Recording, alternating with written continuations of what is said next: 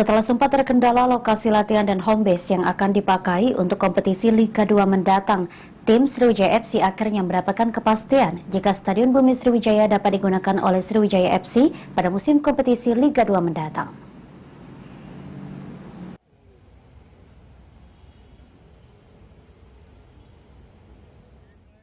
Disampaikan oleh manajer SFC Hendriansa saat ini untuk permasalahan home base dan tempat latihan SFC dalam menghadapi Liga 2 mendatang sudah tidak ada masalah lagi, di mana Gubernur Sumsel mengizinkan jika Stadion Bumi Sriwijaya digunakan SFC dalam Liga 2. Selanjutnya, menurut Kepala Dinas ESDM Sumsel ini, pihaknya akan melakukan koordinasi dan penandatanganan MOU dengan pihak Dispora Sumsel agar SFC bisa diberi keleluasaan untuk menggunakan Stadion Bumi Sriwijaya sebagai home base dan tempat latihan.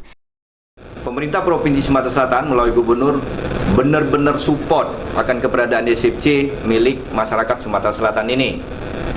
Nah, terkait lapangan, dalam waktu dekat kita akan membuat MOU dengan Kepala Dinas Pemuda dan Olahraga, di mana SFC akan diberikan keleluasaan oleh pemerintah provinsi melalui Dinas Pemuda dan Olahraga untuk memanfaatkan Stadion Bumi Sriwijaya sebagai home base sekaligus sebagai tempat latihan seluas-luasnya.